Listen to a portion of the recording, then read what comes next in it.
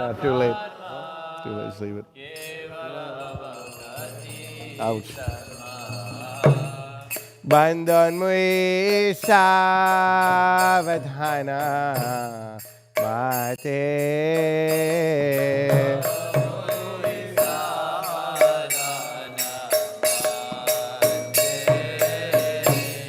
Bandhan mui savadhana mate.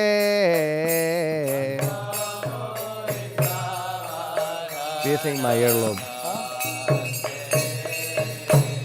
Yahara prasade bhai e bhavatoriya ya.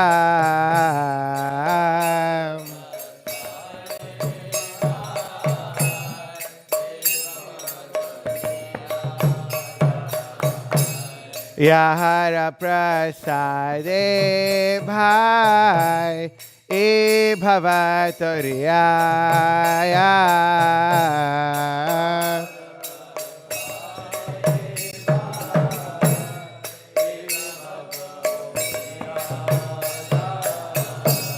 Krishna prapti hai hai te.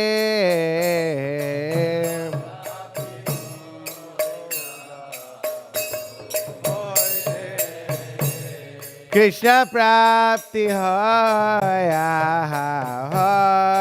te.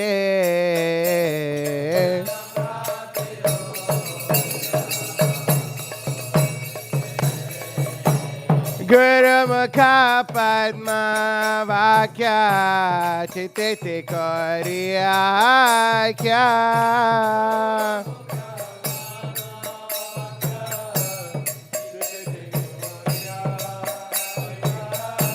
Guru Mukha Padma Vakya Chitete Koriya Kya.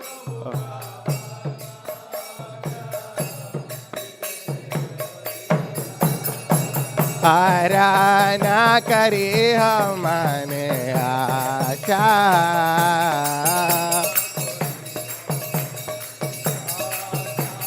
Arana kari hamane acha.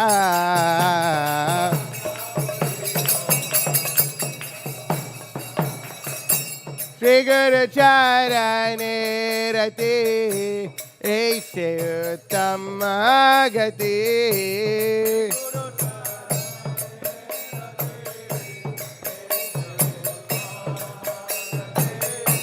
Shri Guru Charane Rati Aise Uttama Gati.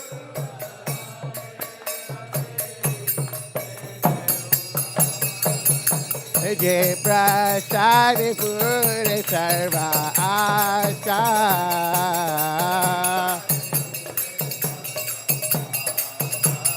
Jai prasad pure sarva asha.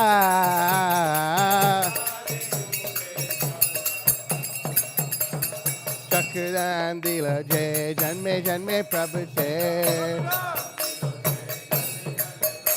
Divya Gyan Hriday Prakashita.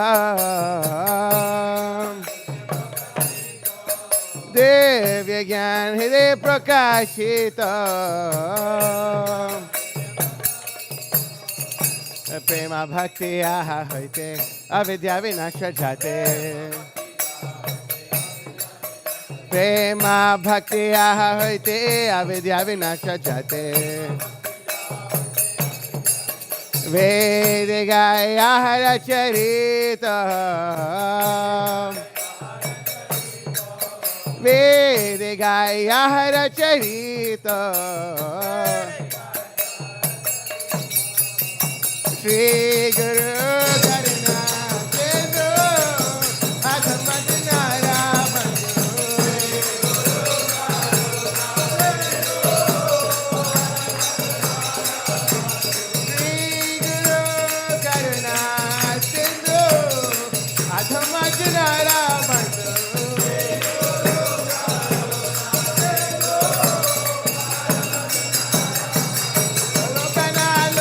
Divana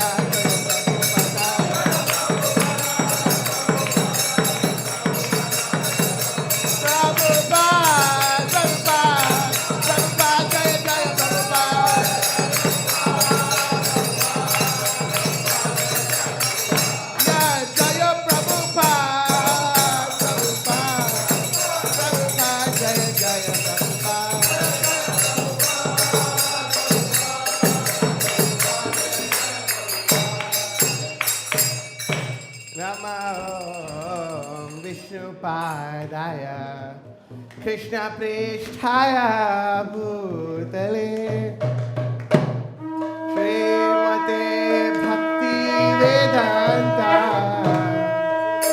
Swami Nitina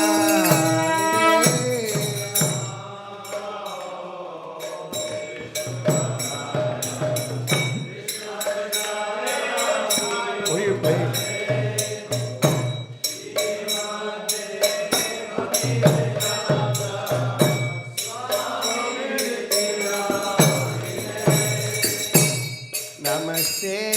Saraswate Deve Gauravani Pracharine Nirvishesha Shunyavadi Pashati Dejatarine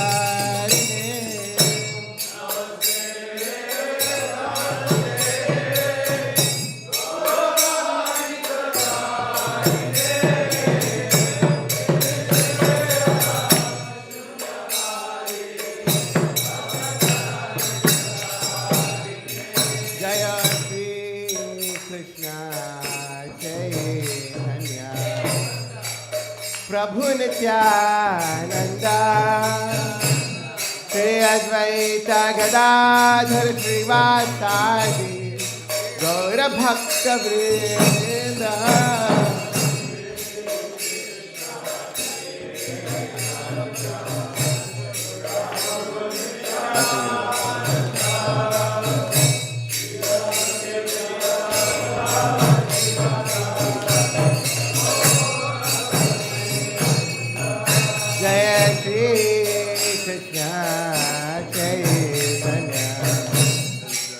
Prabhu Nityananda Shri Advaita Gadadhar Srivasadi Gaura Bhakta Vrinda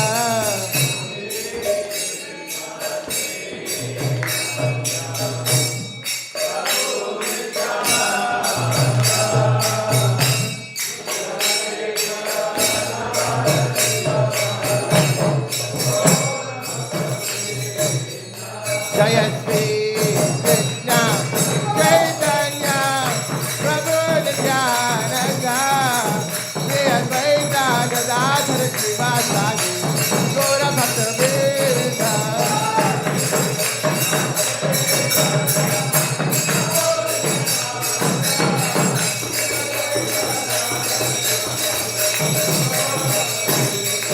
Jaya Shri Krishna Chaitanya Prabhu Nityananda Shri Advaita Gadadhar Srivasadi Gaura Bhakta Vrinda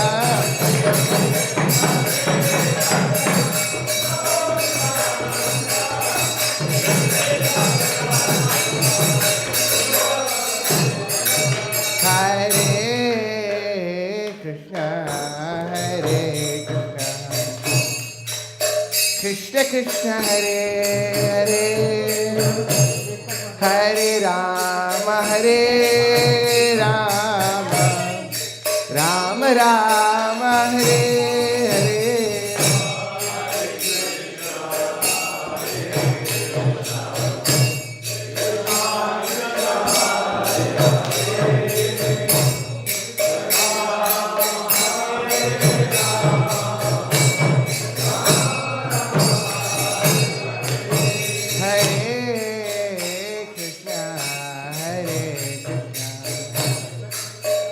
Krishna, Hare Hare, Hare Rama, Hare Rama, Rama Rama, Hare Hare.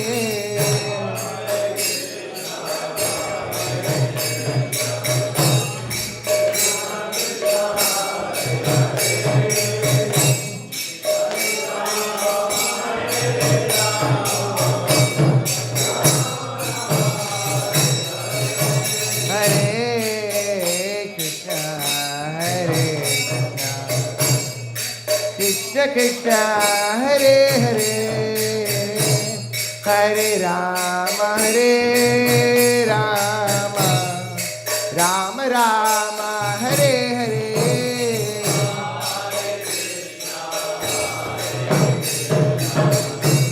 Krishna, Hare Hare, Hare Rama, Hare Rama, Rama Rama, Hare Hare.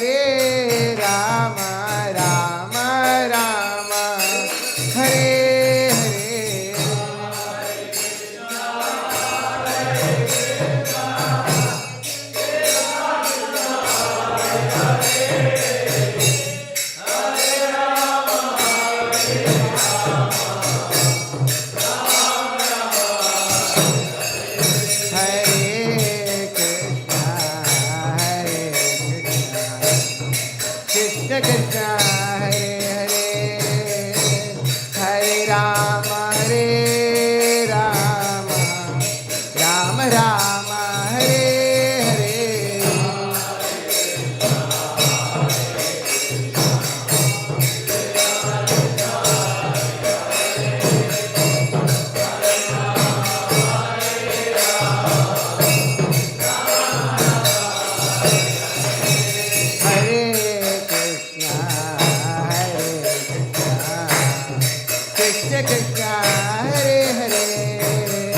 Hare Hare, Hare Rama, Hare Rama, Rama Rama, Hare Hare.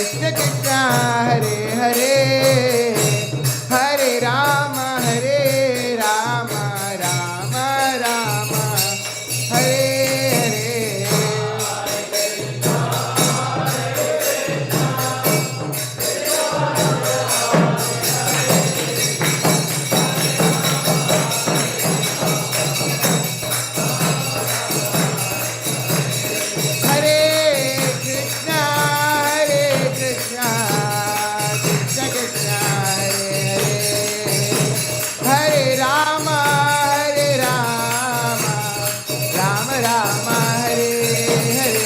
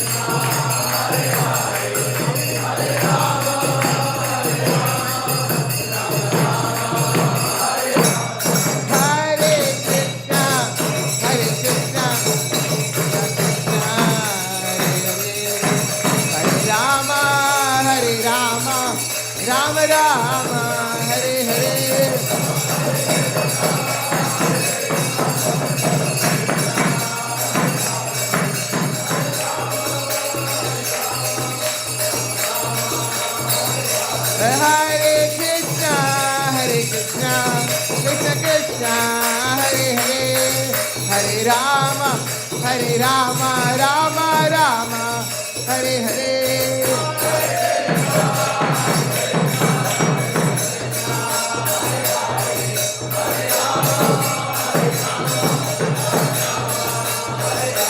Jaya Prabhupada, Jaya Prabhupada, Jaya Prabhupada, Jaya Prabhupada. Prabhupada, Prabhupada, Prabhupada, Jaya Jaya Prabhupada.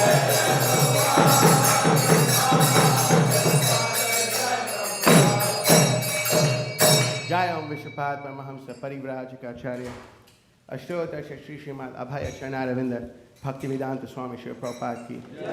Jaya Om Vishwapad Paramahamsa Parivrajikacharya Ashtotar Shri Srimad Bhakti Siddhanta Goswami Thakur Shri Prabhupada ki. Ananta Koti Vaishnavrinda ki. Nama Acharya Shri Haridas Thakur ki. Prem se kaho Shri Krishna Chaitanya Prabhu Nityananda Shri Advaita Gadadhara Shri Vasadi Gaura Bhakta Vrinda ki. Shri Shri Radha Krishna Gopinath Shyamakanda Radha Kunda Giri Govardhan ki. Shri Vrindavan Dham ki. Navadvip Mayapur Dham ki. Jagannath Puri ki.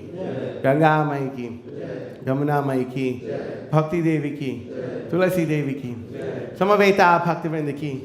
Taking over the world with Srila Prabhupada's transcendental book distribution by Varnashram farm communities. Ki Jai. All glories to the assembled devotees. All glories to the assembled devotees. All glories to the assembled devotees. All glories to Sri Guru and Sri Gauranga. All glories to Srila Prabhupada.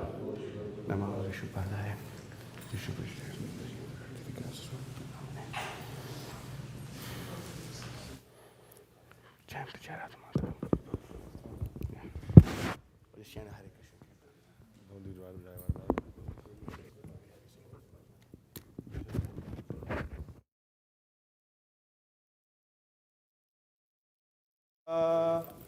Kunja Bihari Amoga Jai Radha Madhava Kunja Bihari. I don't even wear this right. Am I wearing this right? Gopi Jana Vallabha Girivaradhari.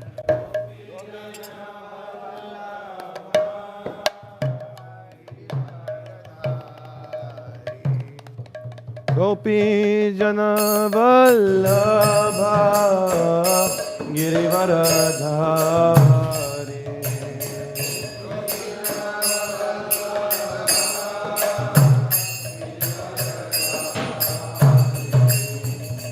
Yashoda Nandana Vraja Jana Ranjana. Hare Krishna. Yashoda Nandana Vraja Jana Ranjana.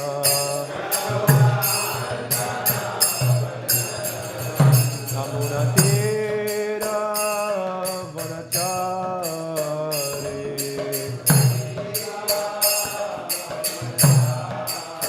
Jamuna Tira Vanachare.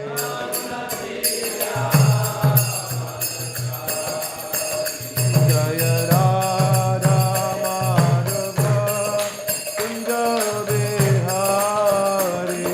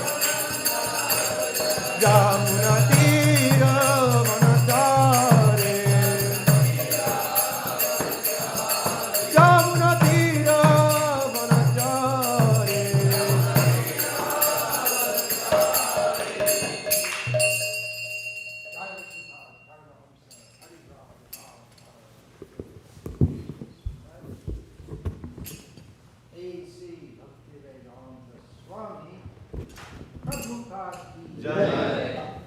Jai Vishnu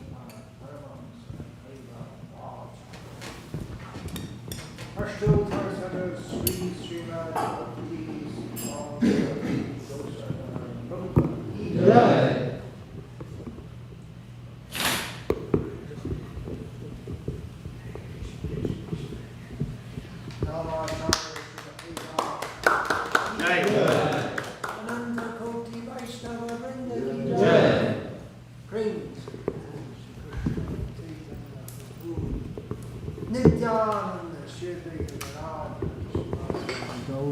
Vrinda ki jai.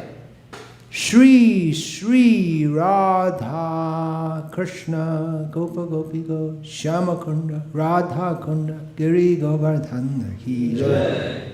Vrindavan Dham ki jai. Navadvip Dham ki jai. Ganga Mai ki jai. Yamuna Mai ki jai. Bhakti Devi ki jai. Tulasi Devi ki jai. Samaveta Bhakta Vrinda ki jai.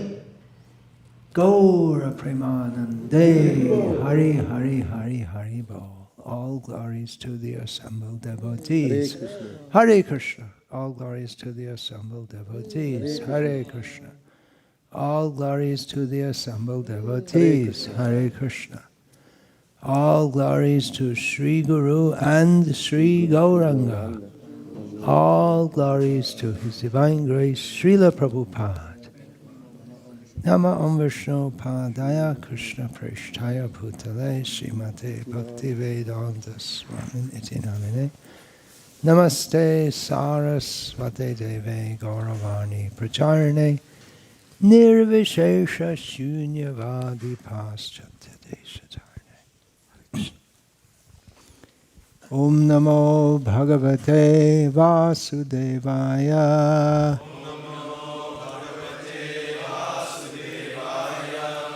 Om Namo Bhagavate Vasudevaya.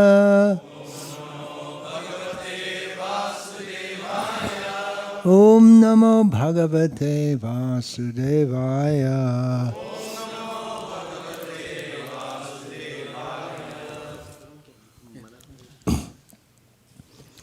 Om Jnana Timirandhasya Jnananjana Shalakaya Chakshur Unmilitam Yena Tasmai Shri Gurave Namaha Nama Shrishtam Manumapi Shati Putram Atra Swarupam Rupam Tasyagrajam Urupurim Maturim Goshtavartim Radha Kundam Girivaramaho Radhika Madhavasham Prapto Yasya Pratita Kripaya Shri Gurum Tamnatosmi Vandeham Shri Guru Shriyatah Padakamalam Shri Gurun Vaishnavang Shri Rupam Sagrajatam Sahagana Raghunathan Vitam Tam Sajivam Sadvaitam Savadhutam Parijana Sahitam Krishna Chaitanya Devam Shri Radha Krishna Padan Sahagana Lalita Shri Vishakan Vitamscha Guru Vaishnav Bhagavan Tines Varne Hoy Bigna Binashan Anayashe Hoy Nijavan Chita Puran Hare Krishna, Krishna Krishna, Hare Hare Hare Rama, Rama Rama, Hare Hare. Vishnu Sahasranama, name 993 is Shankha Brit. Shankha means conch and Brit, various meanings, but generally as the holder, so the holder of the conch. Now, coming to the end of the names, in the last verse of the Vishnu Sahasranama, after that there's the Phala Shruti, but the actual names just coming to an end. And in these 8 names in this verse, which are accepted by all the commentators, pretty much all the commentators, except there are 8 names in this verse. And 7 of them are directly concerned with weapons of Vishnu. 7 of them are very clearly and directly connected with his weapons. But you might think, wait a minute, the conch, is that a weapon? We'll get to that. Sri Vaishnavas understand that all of these, we also accept, all of these weapons of the Lord are great devotees. Because everything in the spiritual existence is conscious, which means personality. It's not undifferentiated consciousness. Everything and everyone serves Krishna consciously. And in Sri Vaishnava tradition, the weapons of the Lord are identified with various of the Arlavas, or those who great devotees who appeared before Sri Ramanujacharya and who composed prayers to him, which are now compiled in the Divya Prabandham. I made some inquiries as to why the Vishnu Sahasranam finishes with the weapons, or names relating to the weapons of the Lord. I didn't ask Mayavadis, I just asked some Sri Vaishnavas, or via Sri Srinivas Prabhu, and they said there's no particular reason. But I thought of something, whoever I may be. Bhishma Dev is speaking this Vishnu Sahasranama to Yudhishthira Maharaj in the presence of Devaki Nandan, Krishna personally, whose name he's just given as one of the names of Vishnu, Devaki Nandan. And although he expresses his appreciation of the Vraja Leela, Krishna in Vraja Leela, in his prayers, we'll find in the Bhagavatam, first canto, chapter 9, I believe it is, Bhishma Dev is departing, and he expresses his appreciation of Krishna and his appreciation of Krishna's pastimes with the gopis. But here, of course, these names are eternal also. Bhishma Dev didn't make them up. But by having these weapons names, he's emphasizing his own attraction to Vishnu. And particularly, the biggest moment of his life, Bhishma Dev, a very eventful life, very glorious life, in devotion to Krishna and duty to his family and country, although there wasn't so much concept of nations as we have them now. That's recent, actually. That wasn't there until maybe around the with the decay of monarchy, of absolute monarchy, the concept of nations came in. Otherwise, there was fidelity to the monarch, not particular, and the boundaries may change. And languages were different every few miles. So Bhishma Dev, the biggest moment of his life was being attacked by Krishna. He's in his predominant bliss in relationship with Krishna, Vira Rasa, that of heroism. So he likes to see the Lord with his weapons. In his prayers, he's praying to depart from the world in the presence of Krishna, which he's just about to do as he's saying these prayers. He says, "May my Lord who is four-handed," he's speaking to Krishna, or about Krishna, who's generally two-handed, but Bhishma sees him as four-handed. "May my Lord who is four-handed and whose beautifully decorated lotus face with eyes as red as the rising sun is smiling, kindly await me at that moment when I quit this material body." So he likes the weaponized Vishnu. That word is used as a, don't weaponize. It's the woke crowd like this word, weaponize.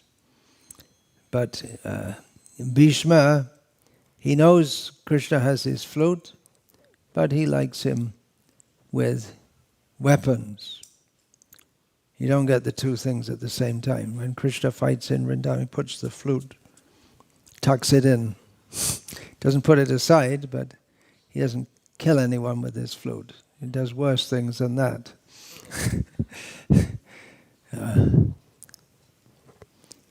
So then a Shankhabrit, then Nandaki is the next name in relation to his sword, Chakri in relation to his disc weapon, Shangadhanva in relation to his bow, Gadadhara in relation to his club, Ratanga Pani in relation to his picking up the wheel of the chariot and using that as a weapon. Then the penultimate name is Akshobhya, which doesn't directly relate to any weapons. And the final name is, the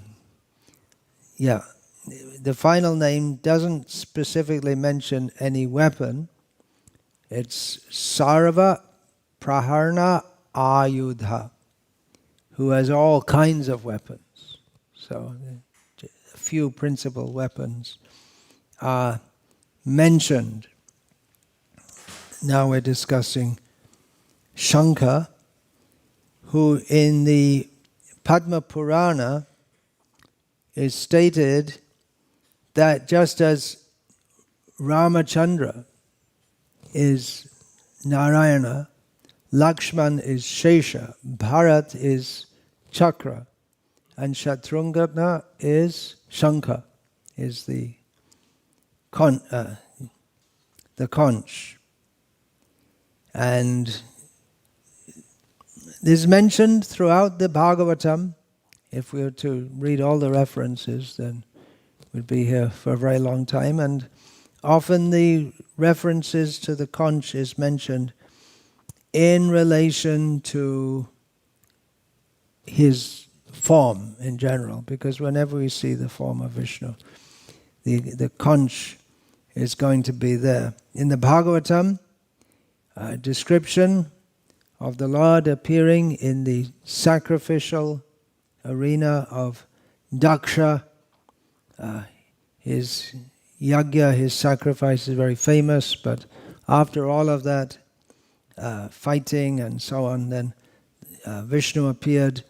His complexion was blackish, his garment yellow like gold, and his helmet as dazzling as the sun. His hair was bluish, the color of black bees, and his face was decorated with earrings. His 8 hands held a conch shell, wheel, club, lote club.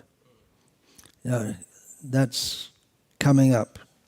Lotus flower, arrow, bow, shield, and sword. And they were decorated with golden ornaments, such as bangles and bracelets. So the first mentions conch shell. His whole wheel resembled a blossoming tree, beautifully decorated with various kinds of flowers.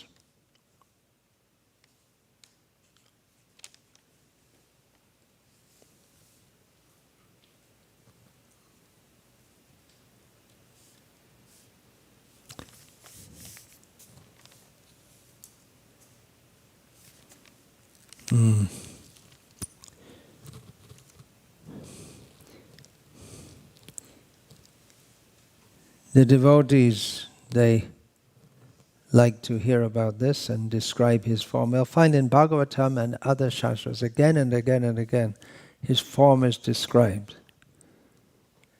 That might not be considered very good literature to repeat it in the modern novels are there, right? You don't describe the person again, what they look like again and again and again. It's, well, I already got that, right? We know it's acquiring knowledge, information, get it all in.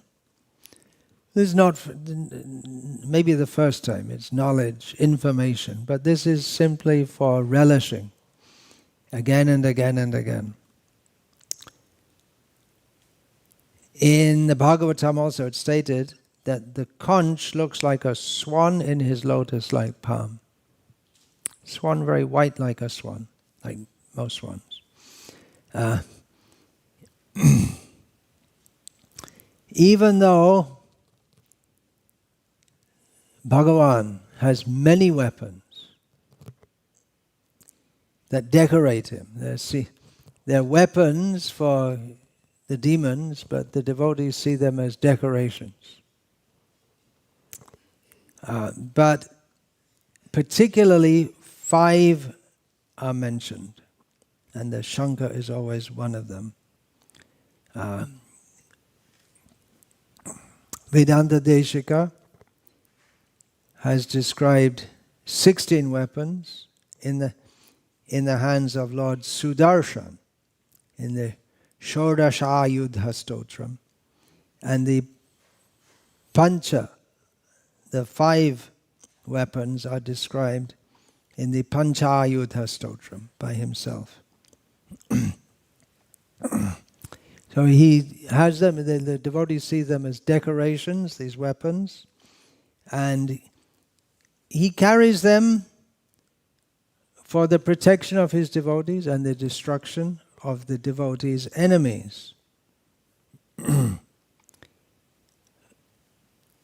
Namallava, the most prolific in terms of composing prayers among the Arlavas, he, due to his intense love for the Lord, becomes very concerned that he has to carry all these weapons. Very heavy. Periyaralva sang, "May the Lord live a long life." He gave him blessings. And Namalva says he's carrying all these heavy weapons. Someone should help him. Thinking it's too much for him. Just like we see Govardhan Lila. Krishna's holding up Govardhan Hill, and all the cowherd men think, it's only a little boy, he's holding this, we should help him. And they put their sticks to help hold up the hill, and then Krishna just takes his finger away for a little time, and it all starts to fall, then he puts his finger up again. But out of love, he's thinking, oh, it's so heavy, how can he have all these big, huge weapons? And he's also concerned, why doesn't someone help him carry these weapons? Everyone's busy praying to him, give me this, give me that. Why don't they do something to help him carry the weapons? Do some service. They're praying for this and praying for that, but he's the one who should be prayed for. That's what we really want to get, isn't it? Vishnu Purana describes that the weapons that Bhagavan holds on his divine body, they represent various tattvas or principles involved in the creation of the universe and the beings here. And that's also described in Bhagavatam, in the 12th canto, that the club that the Lord carries is the chief element pran, because without pran, life, then there's no meaning to the universe. Yedam dharyate jagat, it's the living beings who keep it going. Jagat means that which goes, that which moves, but it's the living beings that keep them moving along. So the club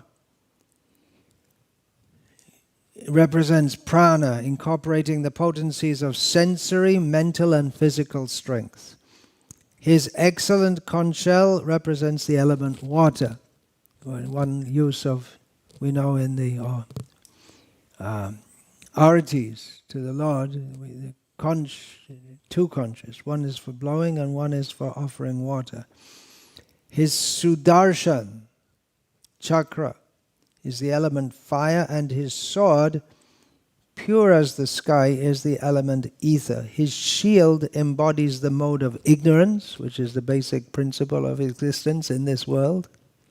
You can say the basic principle of existence is the Lord himself, it's the material energy, you can say it's prana, you can say it's the living beings, and from one perspective it's the mode of ignorance, so we're all in ignorance here. Ajnana timirand, we're all in the darkness of ignorance. And his arrow-filled quiver is the working sensory organs. That's the karmendriyas. In summary, the chakra symbolizes, because it moves very quickly, so it symbolizes the mind. It's always chanchalam, himana, Krishna. Mind is always moving. The shankha, which we're going, I'm just, before getting into all these names, I'm just giving a little overview of all of them and then going through each one individually. So the conch, that, this is another description, is the tamasa ahankara, the egoism which has arisen from deep, dull ignorance. And out of this, the 5 mahabhutas, the 5 great elements, earth, water, air, fire, and ether, have appeared. And from this comes also sound, which is the tanmatra, or the sensory, the object of perception, which is at the first stage before akash appears, before ether. And that is the sound emanating from the conch of Vishnu. Gada represents buddhi, which, unlike the mind, which is always moving, is very solid. So it's a stabilizing factor. Sharanga, the bow, is sattvic, represents the 5 karma indriyas and the 5 jnana indriyas. So the senses by which we work and the senses by which we perceive. And Sharanga, apart from being the bow in the hand of the Lord, is the controlling force for all the senses. Nandaki is written here. Nandaka is the sword representing Brahma Vidya, spiritual knowledge. The sheath in which that sword goes is the controlling force that controls avidya. So this will be discussed later in the discussion of all these names. That shining sword of Achyuta is divine knowledge, and unless it's brought out, it's concealed within the sheath or the scabbard of ignorance. So it's there, but we don't see it most of the time. So Lord Vishnu, he has his weapons and his ornaments, and he comes in this world, and everything about him is meant for the good of the world. Everything is done for his own pleasure and simultaneously for the benefit of all living beings in the world, which is also his pleasure. He likes that. Many gods in the, as they call it, the Hindu pantheon, they all have their different weapons. But these ones which Vishnu has, they're unique to him.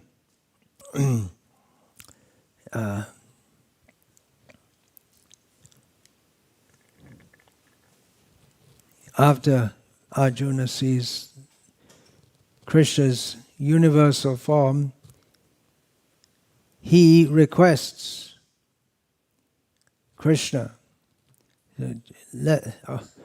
all right, I asked to see this, enough. Now I want to see your 4-handed form. Kiritinam gadinam chakrahastam ichhami tvam drashtam aham tataiva tenaiva rupena chaturbe pujena sahasra baho bhava vishvamurte. So I want to see that form now with the helmet, the club, and the wheel in the hand, which means also, of course, but these particularly mention the weapons, 2 weapons, and the other 2 hands are the shankha, which operates as a weapon, and in other ways also, which we'll get through to, and the lotus, which are for the devotees. So shankha means who holds the conch, supports the conch, nourishes the conch. The conch sound heralds a challenge, we find at the beginning of the Kurukshetra war. It's a challenge, a call to fight. It's also a sign of victory. When one great warrior is killed, we'll find in the battle, all the warriors on the other side, they blow their conches. So it's a sign of rejoicing, sign of victory. Auspiciousness. Also when Krishna enters Dwaraka after being away in Hastinapur, he sounds his conch, so it's like ringing the doorbell, something like that. I'm coming. Drives away all inauspiciousness.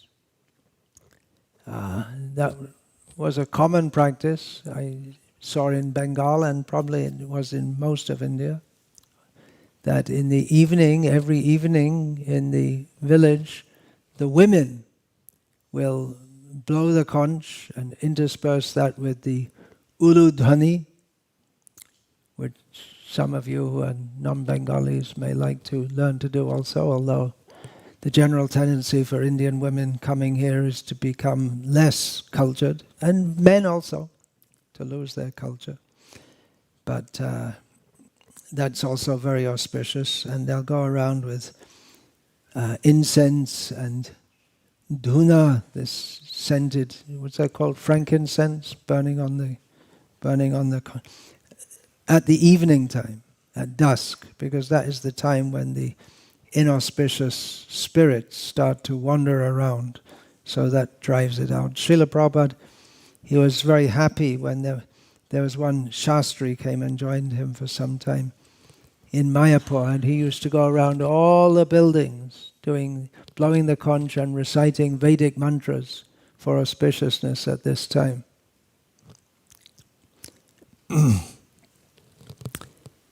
This in this Tulsi, this story of Tulsi's how she came to the material world. At the end of that, it stated that the sound of the conch is always auspicious, except when blown by a woman.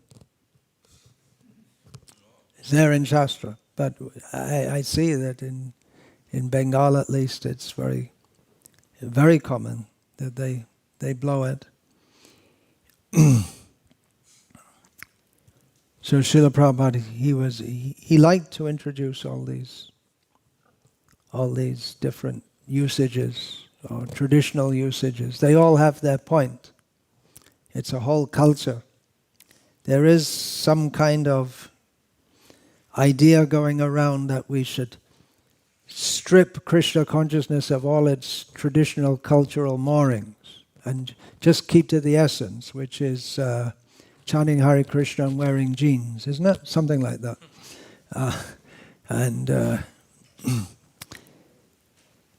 But everything in the Vedic culture has a purpose.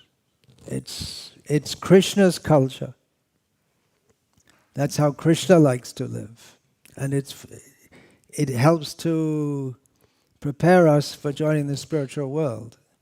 There was an advertisement years ago in Australia for jeans, not Levi's. There's some other company, I can't remember, famous. Wrangler. It's still going. Is it still going around? Yeah. Wrangler jeans. So they did it because the devotees doing Harinam Sankirtan were quite a sensation. It was quite common in the streets of Australia and America and New Zealand at that time.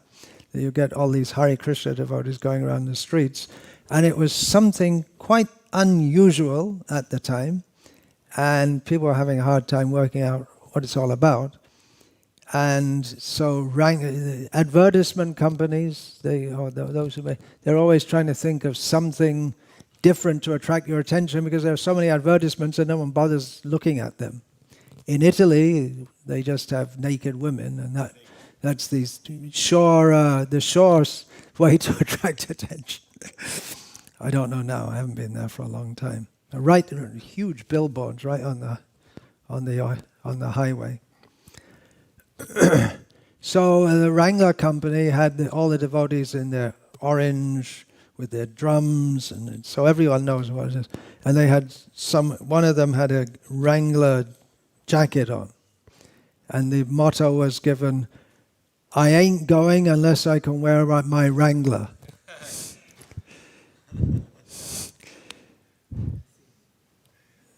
But there's a problem with that. If you want to go back to the spiritual world, there are no wranglers in the spiritual world.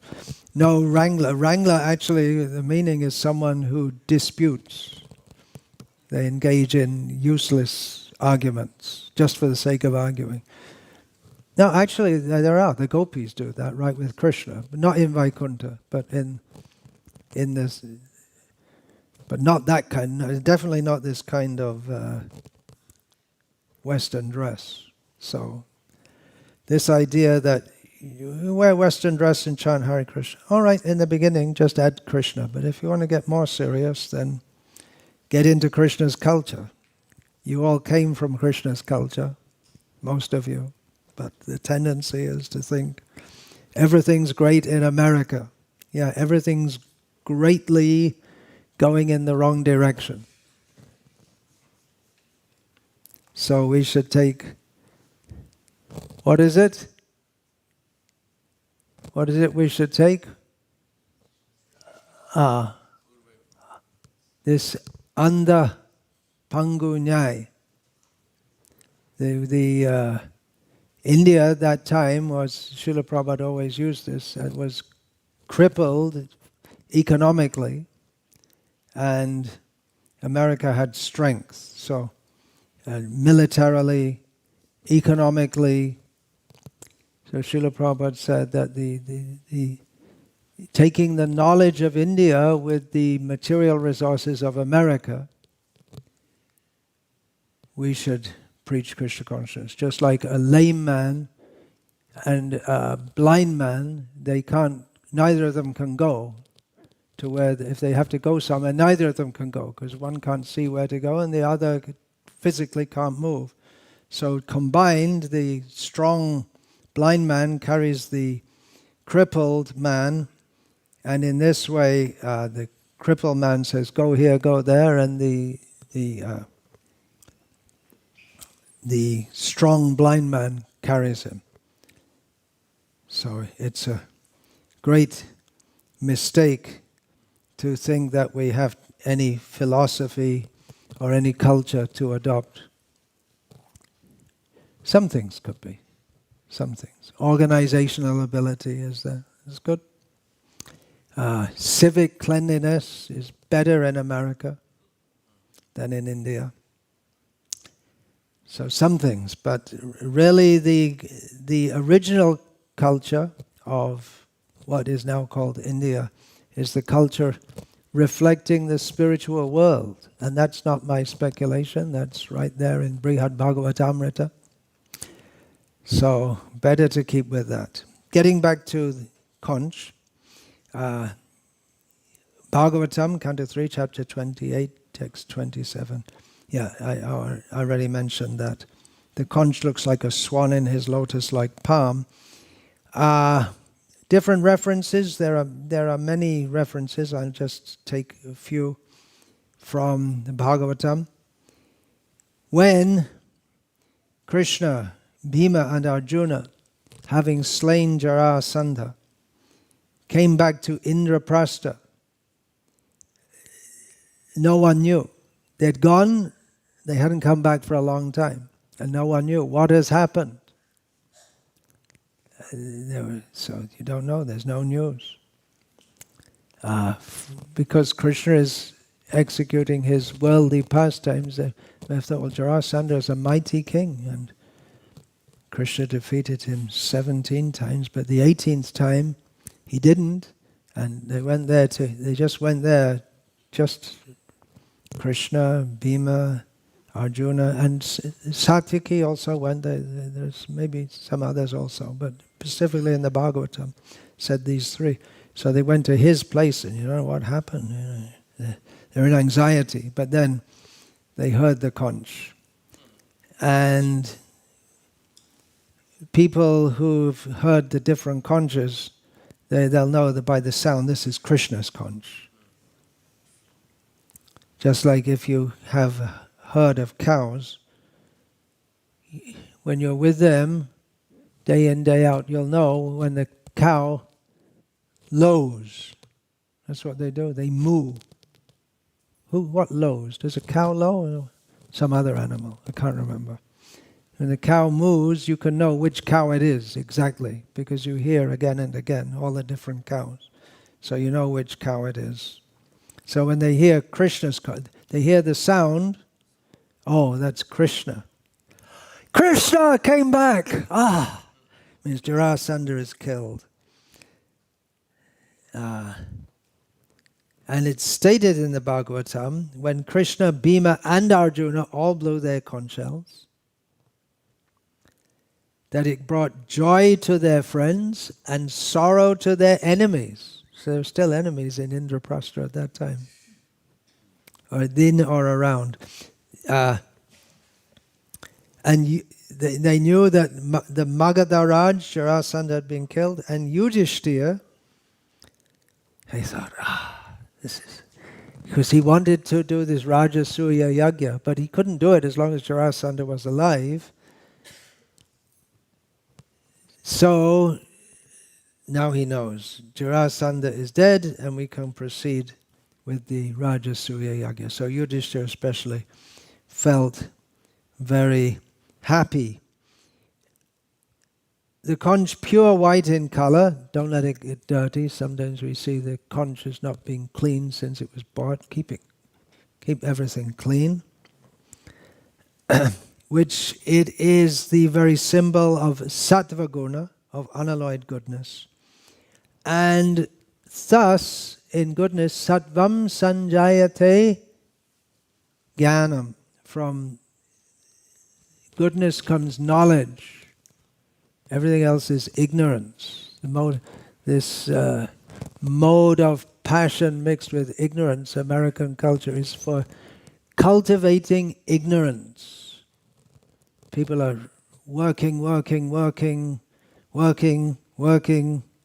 and sometimes they go to the bar. Or there's so many ways have been invented for enjoying yourself. So either you work, or I used to see in Bangalore a few years ago some advertisement for something, but the slogan was "Work hard, party harder." To cover your consciousness so you don't stop to think. Life should be lived slowly so you can contemplate, be in the mode of goodness, and start. But people don't want to think. It's dangerous to think. Thinking is horrible. You were telling me last night. Whatever you do, you can think how to make a new app or make something new for Google and get a pay rise, and think how to stab your office mates in the back so you get the promotion and they... That kind of thinking. But actually thinking, considering, what am I doing with my life? That kind of thinking, don't. So just work, and just don't think. Just forget. I've several times told this anecdote that my godbrother, Purna Chandraprabhu, there were more than one, and they both passed away. But he told me he lived in London for many years. So he was a householder, he lived outside the temple. So every morning he'd go for Mangalarti, and he would often see, especially at the weekend, in the next apartment, as he's going out for Mangalarti, the single woman who's living there, she's coming back. He's going out, it's night and day, different for the self-realized and the realized. And often he'd see her going in, every week there'd be a different male companion. So one time he spoke to her and he said somewhat, little sarcastically, so you live a very active life. He said, yes. And he looked her in the eye and said, are you happy? And she stopped for a moment, then she burst into tears. It struck her, it was like a lightning bolt in her consciousness. They weren't tears of happiness. People are suffering. Don't believe people are happy. They're suffering. Therefore, sarva bhute hite rataha. We should always be engaged, busy, welfare work for others. So, Shuddha Sattva gives wisdom, not just knowledge. Knowledge, learning more and more things, but wisdom. A great example of this is of Dhruva Maharaj, a young boy, hadn't been to Gurukul. He had to pray to the Lord, but he wanted to say something in praise of Vishnu, who had appeared in front of him, but what will he say? He's tongue-tied and just touched with the conch, And then so many beautiful prayers arise from his heart. We know from Bhagavatam that Shukracharya went against Bali. Because Bali went against Shukra in the matter of giving everything to Vamanadev, Vishnu. And although it's not mentioned in the Bhagavatam, it's known that when Bali was about to pour water from his vessel in the spout, he was about to pour water into the hands of Vamanadev, which is the way of solidifying the oath. So Shukra was so concerned about this that he reduced his body, Shukra reduced his body so small that he entered the spout and stopped the hole so the water couldn't come out. To remove the blockage, if there's a block, you put a little straw in. Theoretically, Vamanadev didn't know that Shukra was there.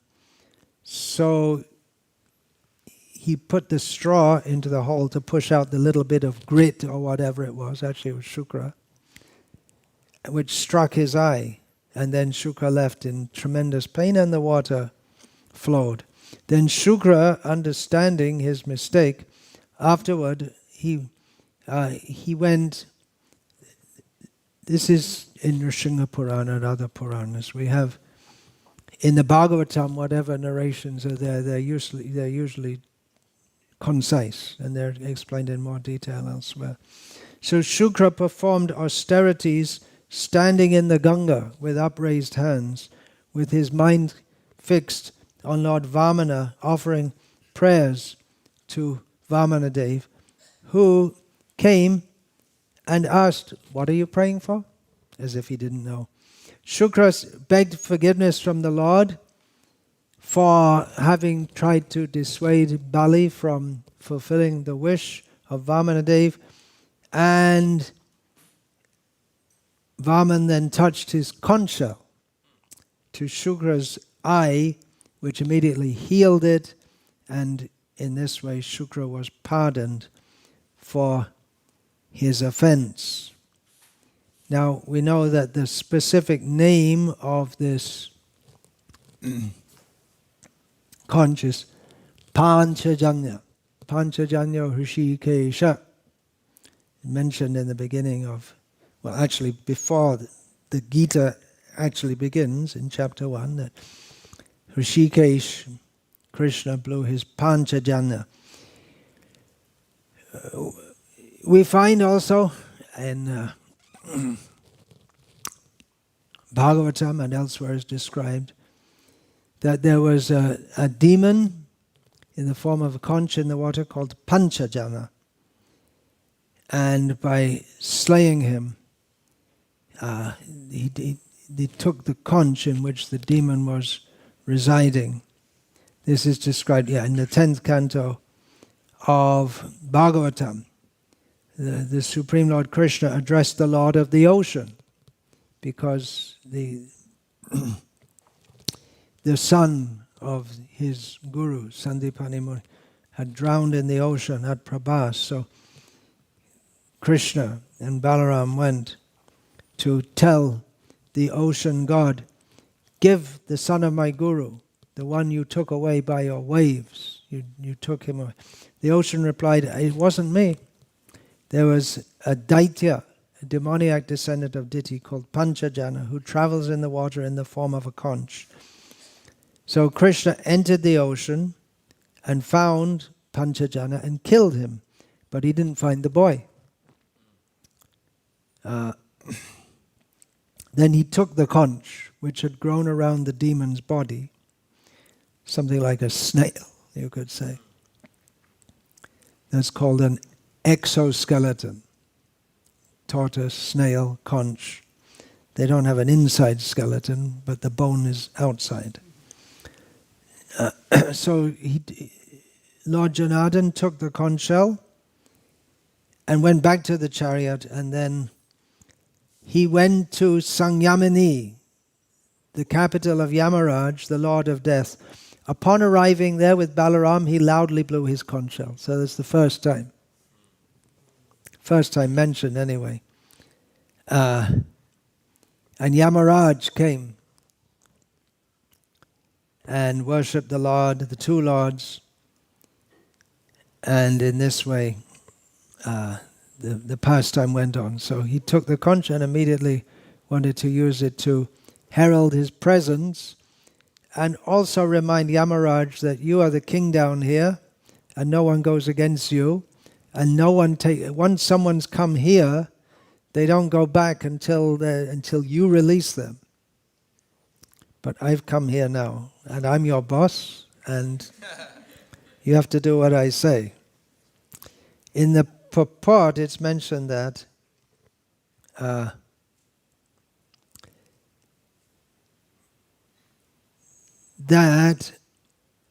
Panchajana became a demon in the same way that Jai and Vijay became a demon, by a curse. So sometimes devotees, they may be Jai and Vijay, they became demons by a curse.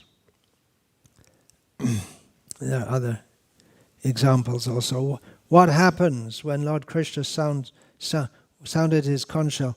When the Lord sounded his conch shell outside the kingdom of Yamaraj, what happened? Asi patra vadang nama shirna patram ajayata Rauravang nama narakam arauраvam abhutada abhairavam bhairavakyam kumbhipakam apachakam. Some things that happened, that the hell known as Asi Patravana. Asi means sword, Patra means leaf. So and Vanam means forest. So in that forest, in hell, there are trees with leaves as sharp as swords, and then you're pushed through. So your body is cut again and again. But all that quality of Asi Patravanam just finished by the blowing of the conch. Raurava, there's one hell called Raurava because it's full of Ruru beasts. And it became Rauravam Namanarakam Aroravam Abhutada. At that time, all the Rurus ran away. So it became Arourava. I'm going to make a note of that also. Seems to be a spelling mistake, may or may not be.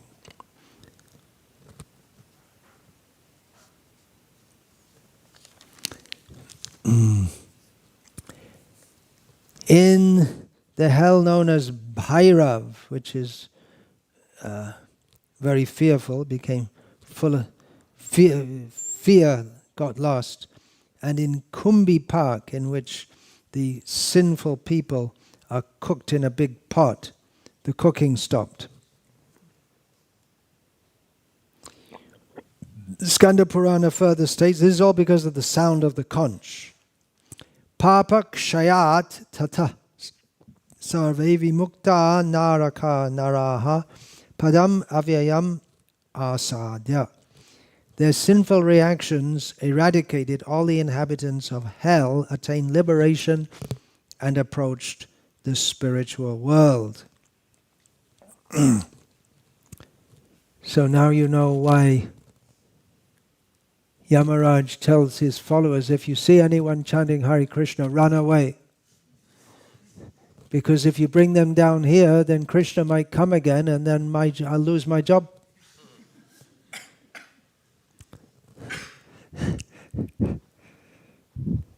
So we're discussing the weapons of the Lord, beginning with the conch. Doesn't seem like much of a weapon. Theoretically, it could be used. You could hit someone on the head with a conch. I guess you could annihilate ants with a conch. But generally as a weapon, it doesn't seem very fearful. It doesn't have the cutting edge like a sword. Or it doesn't discharge arrows like a bow. Or if you want to hit someone, then the club is a better weapon, right? Vishnu has a club, so that's more effective if you want to smite them ad infinitum, then use a club. Yeah, that's from my religious education. God speaking, I will smite them ad infinitum. One song we used to sing. But the power of the conch is such that hearing that, the enemies feel afraid. So it's psychological warfare, you can say. Because they know he's here, well that means the bow and the arrows and the discus and that stated that when the Krishna and the Pandavas blew their conches, immediately the other party, the Kauravas, they felt great trepidation. Which the Kauravas blew their conches, that didn't happen to the Pandavas. So it's a warm-up, so to speak, just preparing, makes it easier. If your opponents are already fearful, it makes them easier to kill. If they're fearful so that they're afraid to fight with you. Also, he's holding a conch and blowing it. He could be faulted because he said he wouldn't hold any weapon. But this, even without a weapon, what's considered normally a weapon, his conch in itself is more fearful to the enemies than all the powerful weapons that they may have. The blowing of these different conch shells became uproarious, and thus vibrating both in the sky and on the earth, it shattered the hearts of the sons of Dhritarashtra. Some quotes from Srila Prabhupada's books and from Bhagavatam. This is when at Pragjyotishapur, Narakasura, then there were all the different fortifications around the cities, including the yantras, which are yantra can mean machine or it can mean mystical diagram. So the city, there were fortifications of water, fencing, and there was the yantras, one fortification of yantras. Now, Krishna came with Satyabhama flying on Garuda, right? So he could have just flown over all of them, right? That's an easy way to go in, right? And he didn't have to bother with, but he thought, well, that's not so honorable. Let's show that we're superior in every respect. So he he destroyed all the different fortifications by the blowing of his conch, Shankanadena yantrani, the blowing of his conch, because that mystic potency, that black magic potency, is shattered by the sound of Vishnu's conch. Again, you see, it is black magic. Some people don't believe in it, but it's real, and we need a good dose of auspicious things to destroy that. Jai Shakal Bipod Bhakti Vinod Bolen Jokon Onam Gai. Just by chanting the name of Krishna, all inauspicious things, all dangers go away. So by blowing the conch, Krishna destroyed the mystic potencies that were in the form of yantras, which were protecting the city. And at the same time, he shattered the hearts of the defenders of the city inside. Murari, we know this name, common name of Vishnu, but the Mura demon, we don't hear much about him, except that he's sleeping at Pragjotishapur. At least in Bhagavatam, we don't hear much about him. And he had 5 heads. He was sleeping at the bottom of the city's moat. When he heard the sound of the Panchajanya, his conch shell, is very such a penetrating sound, is described in Bhagavatam, a sound as terrifying as the thunder at the end of the cosmic age. So at the time of universal devastation, the sound of the thunder. So he rose up out of the water, that woke him up.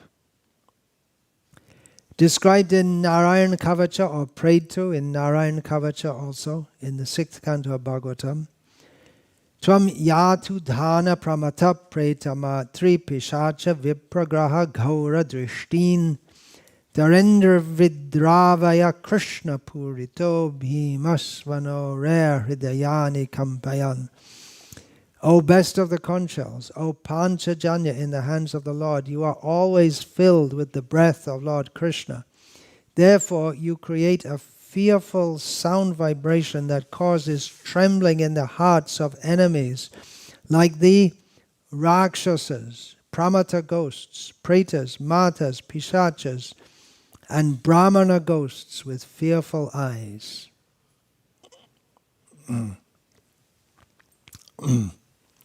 Parashara Bhatta, in describing the previous, in elaborating on the previous 992 names, has throughout in his commentary emphasized Bhagavan's solabhyam, that he's easy to attain for his devotees.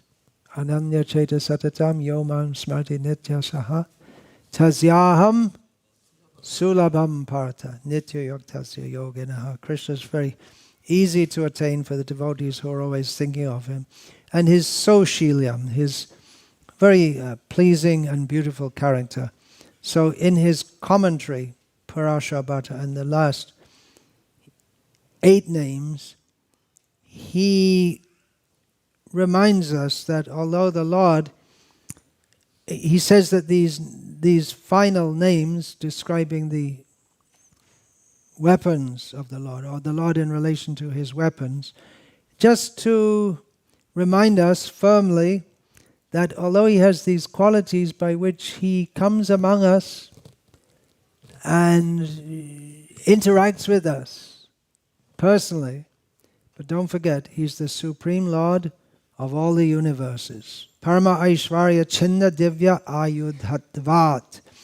The weapons, his weapons, they indicate his supreme overlordship and supremacy.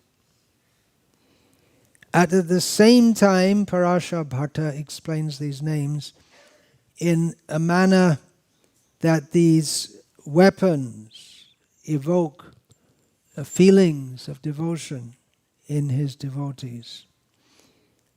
So he says, Parashara Bhatta says that Shankhabrit means that Supreme Lord who is supporting, holding, nourishing the conch.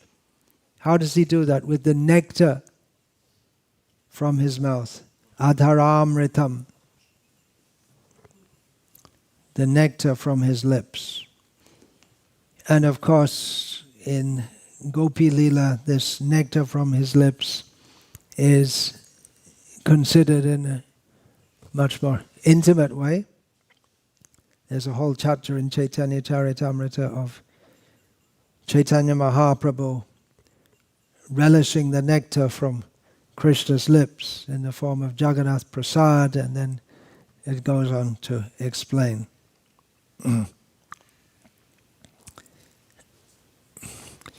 This nectar from his lips, in the same way, Andal,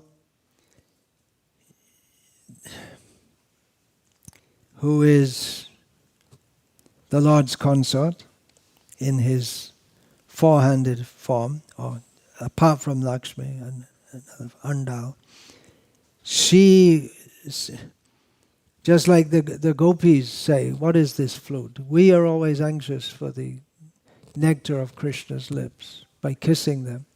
And this flute, which is just some dry, hard piece of wood, always gets the nectar of his lips, and we hardly ever get it at all.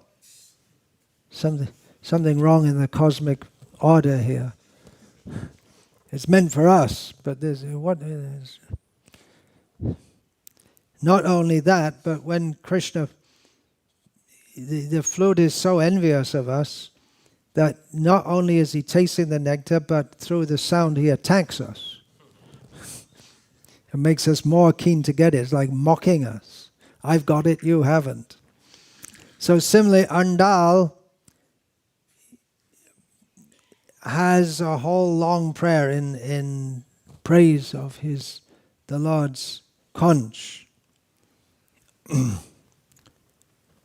Just like, this Vedanta Deshika made 1,000 prayers.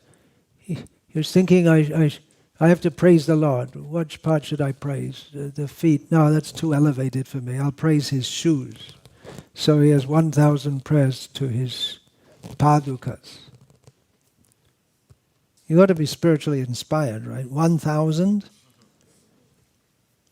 So Andal enviously describes how the conch is always blessed to be with him, even more fortunate than Sudarshan, who has to go away sometimes.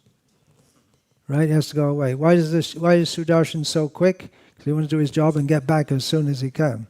Doesn't want to be away so long. That's one reason why he's so quick. Go and do this. Okay. Done. Go all the way from Dwarka to Varanasi, destroy the whole city. Yep. Next job. No, he doesn't want the next job. He wants to be there all the time. But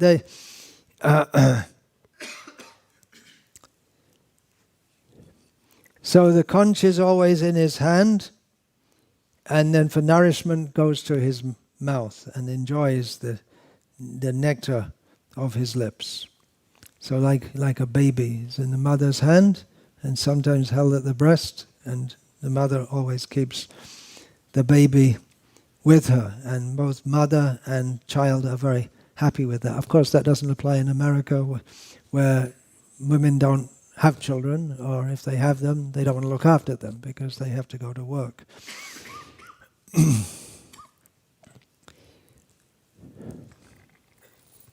So she describes, Andal describes, about the tastiness of the Lord's lips, which is tasted by the conch, his beautiful coral reddish lips and his fragrant mouth. They come in direct contact with the conch, and he gets this very nice taste, which is meant for his consorts. Bilvamangal Thakur says, O Rangaraj, lover of sweets, what tastes sweetest to you today? Freshly churned butter? Krishna likes that. The breast of Putana? Everything Krishna does he enjoys, right? So he enjoyed the breast of Putana. The sacrificial offerings of the learned Brahmanas? Meals from Vidura? The reins of your devotees' horses? Your conch shell? What's something else Krishna likes the taste of? His own toes, right? He likes that, yeah. He's lying on the banyan leaf and thinking, as a baby, thinking that my devotees, they always hanker for the taste of my toes. Must be pretty good. Let's try it out. So he does. And then you see young human babies up to the present time, they imitate and put their toes in their mouths. The lines on Krishna's navel are compared to those on a conch. It means he has full belly. Baby Krishna, or maybe bigger Krishna. He's not one of these muscle men from the gym. He's a little fatty. In the Bhagavatam, Krishna is described returning to Dwaraka. Sutta Goswami said, 11th chapter of the first canto, upon reaching the border of his most prosperous metropolis, known as the country of the Anarthas, Dwaraka, the Lord sounded his auspicious conch shell, heralding his arrival. So that's another usage. And apparently pacifying the separation of the inhabitants. They became so happy. Krishna's back. The white and fat-boweled conch shell,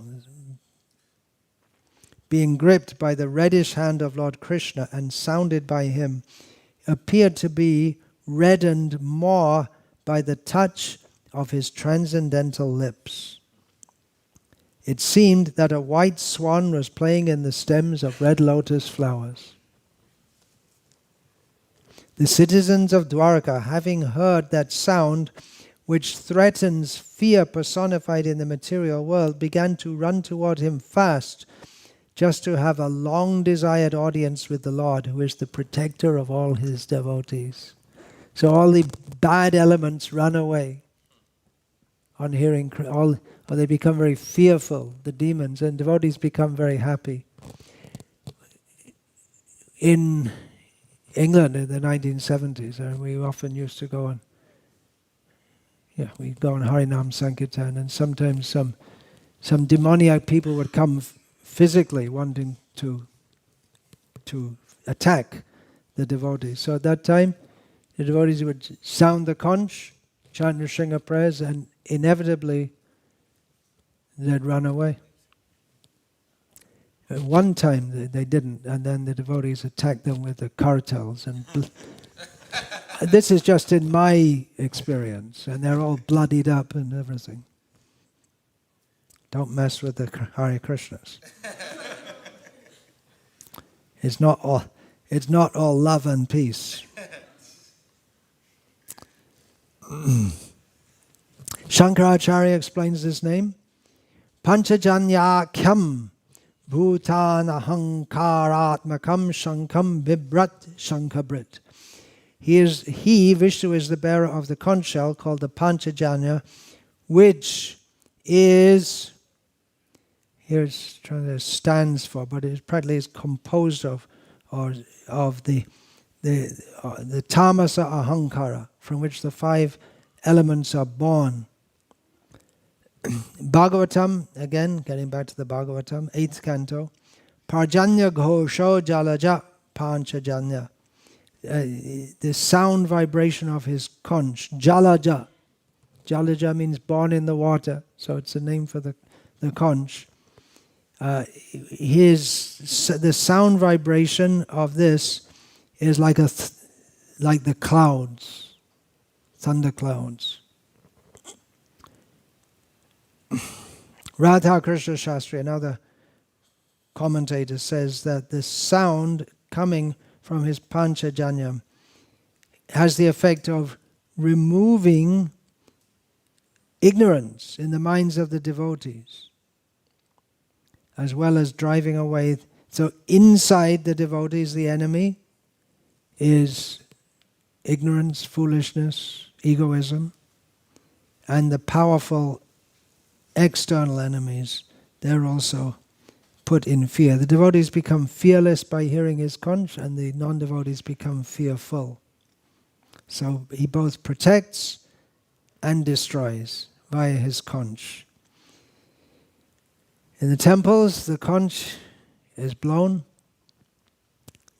during the worship, beginning and ending the arati. I used to see sometimes that people living a little distance, not very distant from the temple, this was the conch would be blown for the arati, and the people would put their hand to their head If they're not personally attending, hand to the head like this. Beginning and end, you can hear. So in this way, he wakens us up, creates spiritual awareness in us. It's a spiritual call, the sound of the conch. Hey, come to the arati. Arati is going on. Don't sleep during Mangal Arati. Get up, Jeev Jago. What's the beginning of spiritual life? When does spiritual life begin? 4 o'clock in the morning. That's every day, right? Or earlier if you like. Lakshmi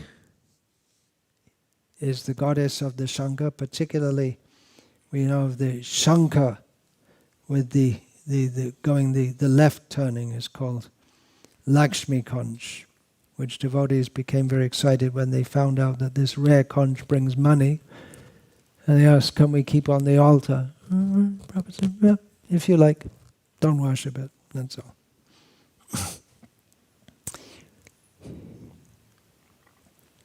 And Baladev Vidyabhushan, his commentary is, it repeats that the Shankha, it indicates the characteristic of the Supreme Lord as the sustainer of everything and the protector of everything. That sound is symbolic of his being the sustainer and the protector of everything.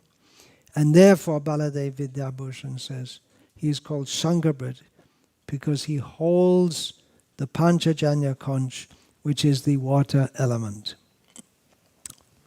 Hare Krishna. There'll be more to be said about the conch because we have to discuss all the other weapons and it's all interlinked, especially the conch, because generally when the Lord uses weapons, he also blows the conch. He may at one time use one weapon or another weapon. Sometimes he uses more than one weapon for a demon, as we'll discuss as we go through. But even if it's not mentioned, it's understood that the conch is blown. Always there. So, Hare Krishna. You all have a day off from work today, is it? Yeah, mostly, yeah. That means book distribution, is it? For many of you? Good? Jai. Hare Krishna. It's truly an honor and privilege to have you, Maharaj, at ISV. And amazing description and elaboration on the Krishna's conch.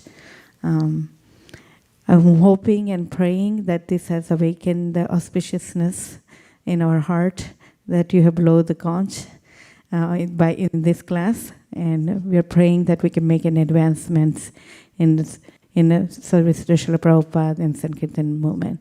So please give a big Haribol to Maharaj, expressing our deep gratitude. Hare Krishna. Okay.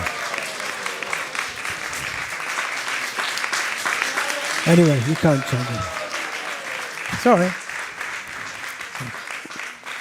I never actually shared this before, but in my youth, when I was like in my early teens, Maharaj was my youth leader, and in the camp that he used to give classes. And so he has a lot to do in what my roots are.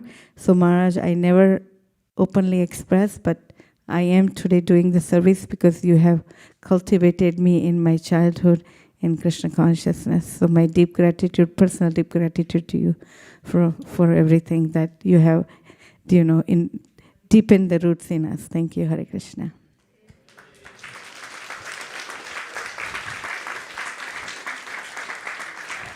Maharaj has some other plans, but I would like one of his disciples to tell us about the books that we have set up in the back. And then next we will have the kids' performance that they will elaborate in Vrindavan or Bhagavatam, that Rasheshwari Leela would lead us into that. And I do request one very quick housekeeping, and I know none of you really like this, but let's move the cars which are double parked in the parking lot, and we need to make up a space for this so we can set up a table outside for the books as well.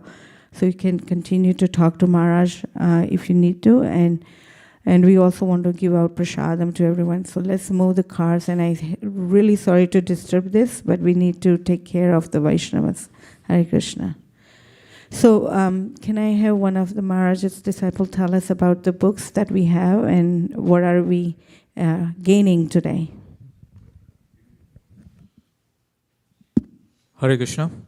So that was a beautiful description, a very profound description of how Lord's conch is immensely potent and it can drive away all inauspiciousness and ignorance. So similarly, our app, Bhakti Vikasa Swami app, with thousands of lectures, more than 7,000 lectures, it can also drive away all inauspiciousness. So please get it. It's available for all platforms, iOS, Android, Mac OS, iPad OS, and it's the only app that has so many lectures which have been organized in a way that is especially beneficial for devotees. You can find different lectures on different verses just by typing the number of the verse.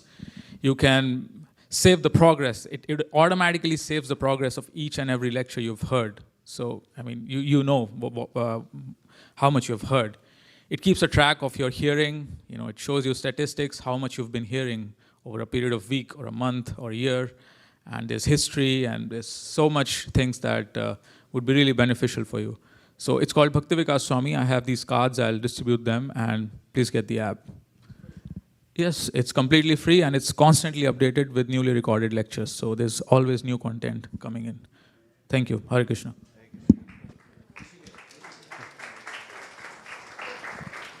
Hare Krishna, thank you all for having us here. So these are very amazing books written by His Holiness Bhakti Vikas Maharaj, and we all know you're into book distribution, right? Yes or yes? What? Okay, so do y'all want to know how to distribute 5,000 books in one day, including 55 Srimad Bhagavatam sets to Americans? Yes, what? Yes? All right, so the secret to distributing all those books are in here. So we strongly recommend everyone get a full set of these books. These books are so nice that we're running out pretty soon, and if we run out, we're going to take orders from you, and we're going to ship it to your home. So we strongly recommend devotees to please get this set of books, and it'll be really nice. And if you already have the books, do any of you have the books already? Some of them, maybe? They're so nice, you got to get them twice, okay? Hare Krishna. It's Holiness Bhakti Vikasa Swami Maharaj ki jai. Srila Prabhupada ki jai. Prabhu, would Maharaj be signing the books for the devotees who need it? Special requests only. Okay. So we have set up a room in the site if you would like to have Maharaj sign it. So please see him in the room as well. Yeah, we'll work it out. Hare Krishna. Anand Kishore Prabhu, would you kindly help with that? Hare Krishna. If anyone would like to speak with Maharaj for a few minutes, come contact me. I'll be right here. Rashishwarila, take it away. Hare Krishna. Thank you all. We'll continue with the youth kids. So the devotees, those who are not seeing Maharaj, please remain in the temple hall. Thank you so much, Maharaj, and enlightening us for this wonderful class about the conch shell. I never actually knew that conch shell can be a weapon. I always thought it was an ornament of the Lord. So thank you for this insightful class. So one thing, actually Maharaj agreed he cannot sign the books, but he said he will take pictures if somebody wants to take the set. So Maharaj will be, give the name to Satyastha Prabhu, and he will give in the order and you can take picture with Maharaj. Hare Krishna.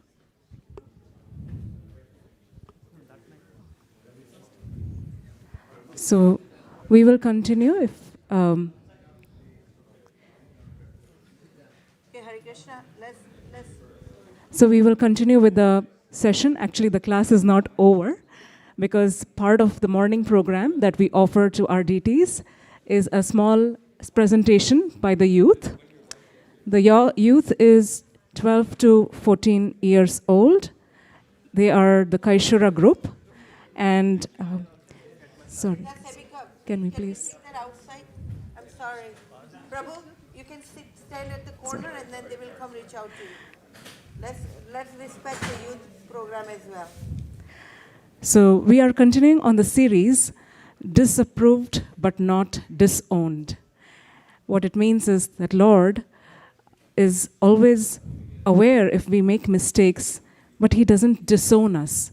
He may disapprove the actions temporarily and sometimes teach lessons.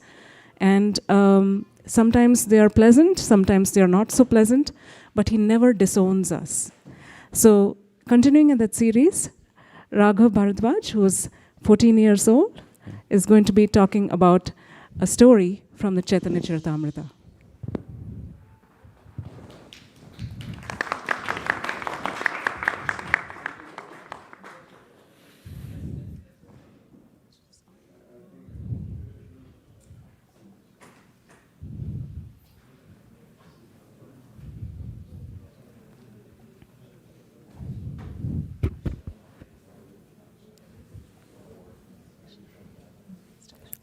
So, being envious.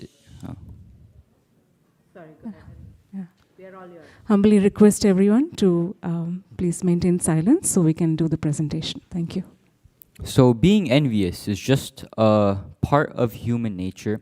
And while humans are not born to specifically be envious, they can be. And when envy does take over a human, they start to criticize others and they become a very harsh critic for absolutely no reason at all. So, how do we get rid of this envy? The answer to this is the association of devotees. So, Hare Krishna, my name is Raghav Bharadwaj, and today I'll be presenting the story of a critic who turned into the admirer. When I mention the term prominent figure or celebrity, you most probably think of a person with a very high position in society who owns many luxurious things such as mansions, expensive cars, expensive jewelry, but this is only true on a material level. These people possess material happiness, not spiritual happiness. So while they might look happy on the outside, they may not be happy on the inside.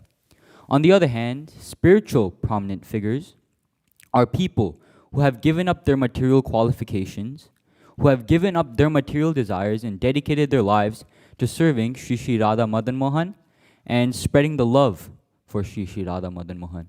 His Holiness Vishishika Maharaj and Her Holiness Guru Ma are great examples of spiritual prominent figures.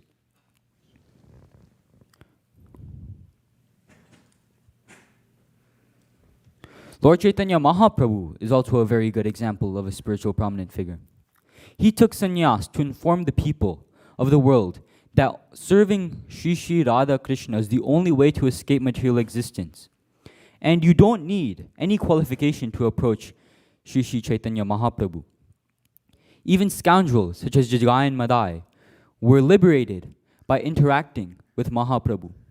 He was so merciful that he would bestow bhakti upon anyone that he met. As shown by his interactions with a critic known as Amoga.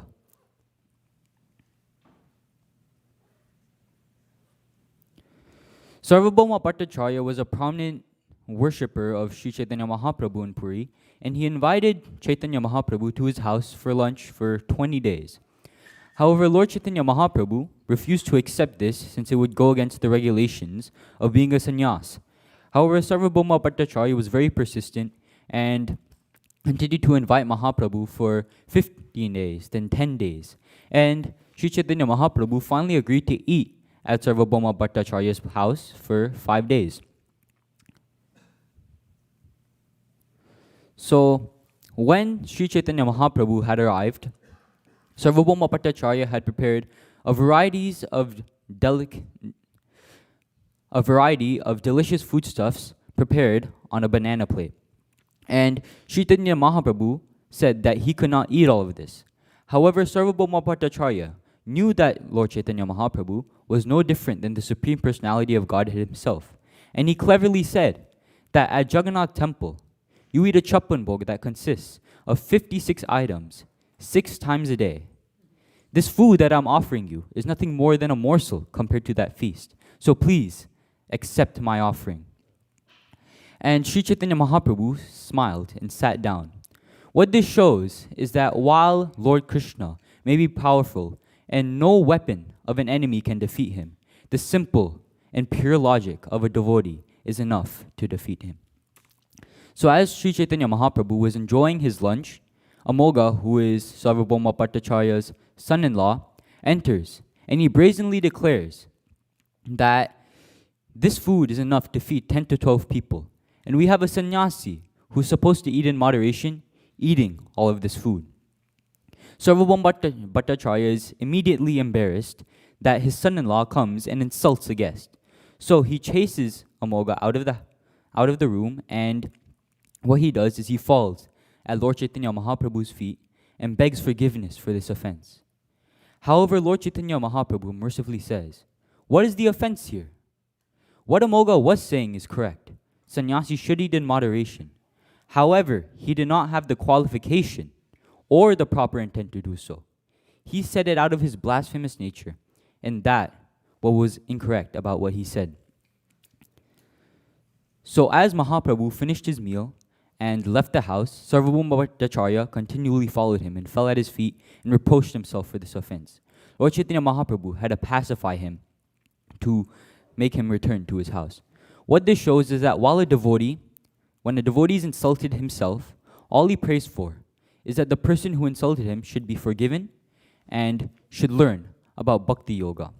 However, when a devotee finds out that the Lord himself is insulted, he cannot take this. So Sarvabhauma Bhattacharya exiled Amog from the family for his haughty behavior. As I said, devotees cannot take people insulting the Lord. So even if a family member insults the Lord, they will exile him. They will remove their interactions with him. And Sarvabhauma Bhattacharya and his wife started to fast to repent for this offense that was committed at their house. So when Amoga was exiled, he contracted cholera and was on his deathbed. And when Sarvabhauma Bhattacharya heard of this, he refused to go, since Amoga was the very person that had insulted his very dear Sri Chaitanya Mahaprabhu, and he did not want to associate him with anymore.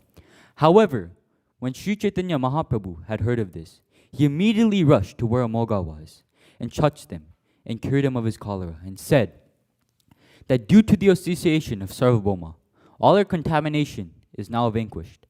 When a person's heart is cleansed, he is able to chant the holy name of Krishna.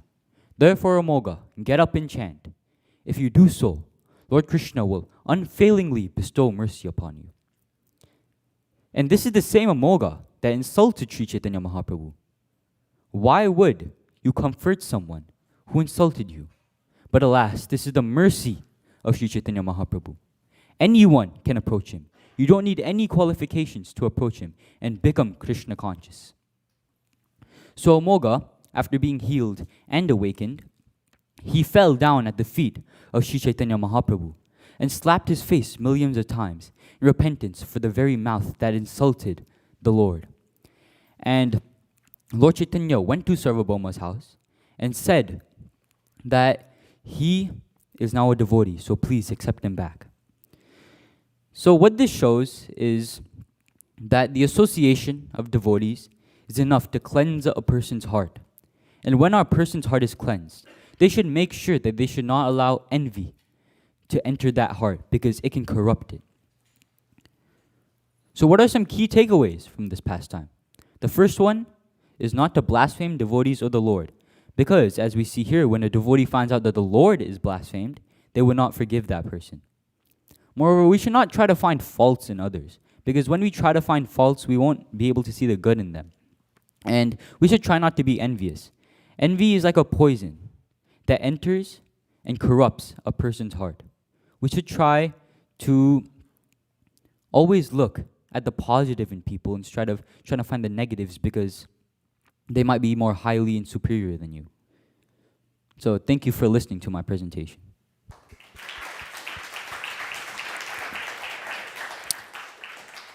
That was excellent, Raghu. Do we have any questions, comments, or reflections? Yes, Prabhu.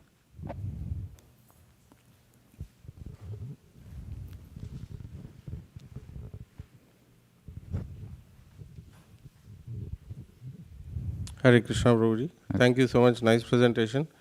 There was another instance in which Mahaprabhu was also chastised for eating a lot. And that was Ramchandra, someone with the name Ram something, right? Ramchandra Puri. He was slightly more in age also. Yeah. But with him, Mahaprabhu dealt in a slightly different way. Are you aware of the pastime? No, not that much, but I've heard of it. Okay. Then I will ask a different question. So you said in the 3 takeaways, one should not find fault in others. So this is very much applicable for Mahabhagavats, like highly elevated souls. Most of devotees may not be there. And also for progressing in the path of bhakti, you have to discriminate very finely. It's very subjective. So for discriminating, you have to find the right kind of people you want to associate with or not.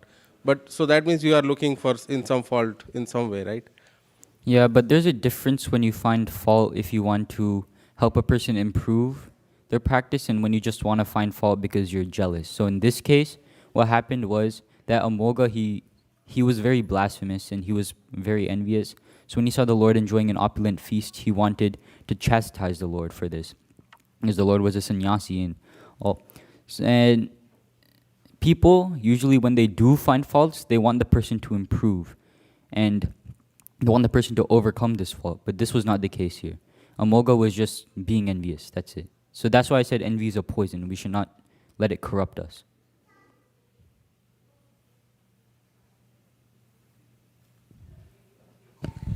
Thank you, Raghu. I really like all the points, and I personally like this pastime also very much, because even his mother-in-law also tells him, "I'd rather have my daughter be a widow." Yeah. So I realized that even to be accepted in a family, there is some norms of a behavior. And this was totally out of line in all ways. So I really like that how you chose this pastime, because this can help something in our daily routine, daily behavior, and something a basic that one as a human that we need to focus on our daily lives. So very well done. Thank you. Great points, Raghu. I just want to focus on the third point. Envy is a poison. I've noticed in my course of journey in Krishna conscious that if you are envious, let's say if I am envious of somebody else, that will burn me inside. And it will lead to, health issues, it will lead to happiness issues. So let's not drink that poison. Points. Hare Krishna. Thank you, Prabhu. Yes. Did anyone else have? You have, Mataji. Could you explain on some practical tips about how not to become envious? Yeah, so when we see a person, for example, if we see a person rapidly advancing in Krishna consciousness while our progress is going pretty slowly, what we should think about is instead of, oh my God, that person is rapidly advancing, oh, let's try to find this fault and that fault. Let's think about, what am I doing? How can I improve what I'm doing? So you should focus on yourself instead of focusing on what others are doing. That's like one way to avoid envy. And avoiding envy like all the time is not possible because, as I said, it's an inherent characteristic, and only like Mahabhagavats who have dedicated their lives to this movement can probably remove all the envy within them. So the best you can do is just try to avoid it at all times. Think about yourself, how to improve yourself instead of how to improve others, in a sense. Thank you so much.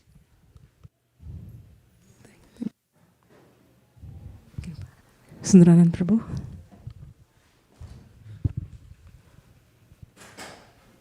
Thank you for a very nice presentation, emphasizing the point of how we have to, honor the Lord, respect, the Lord and His devotees. Just one comment I wanted to make was that envy is also indirect appreciation. And instead of becoming envious, we can just appreciate what the other person qualities are. And when we appreciate, then, there is a chance that we can also imbibe those qualities. Just I want to add the comment. Thank you. Thank you. That was a great point. Anyone else? Thank you so much, Raghav.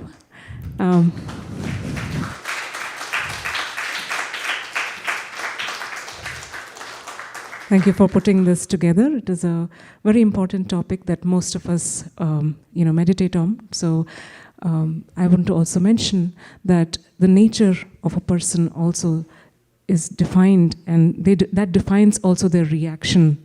So based on their position, supposing they're in a position of authority like a teacher or a guide, that time when they correct someone, it is not offensive because they are having that adhikar. So in this case, Amogha was not having the adhikar. So that was another situation where the reaction of Sarvabhauma Bhattacharya and his wife was very appropriate because he went beyond his adhikar to try to correct the Lord. And that was my takeaway. So thank you for bringing this out so beautifully. And I want to mention that Raghav is very active in our Kaishara class and also a lot of services that the students do. So very grateful to you for all your services, like book packing, serving prasadam, so many other things, cleaning around the temple, and so many other projects that we will be doing during the summer. So look forward to your association. Thank you very much for your encouragement. And we would like to now end the session here and request everybody to stand up and please put the mats away. And you would like to do any announcements, Prabhu? Or I don't see Hansa Priya Mataji here. Today we are already done with the Guru Puja in the morning. Now the next program is Prasadam. So can someone sing? Yeah, can someone sing the Prasadam prayers?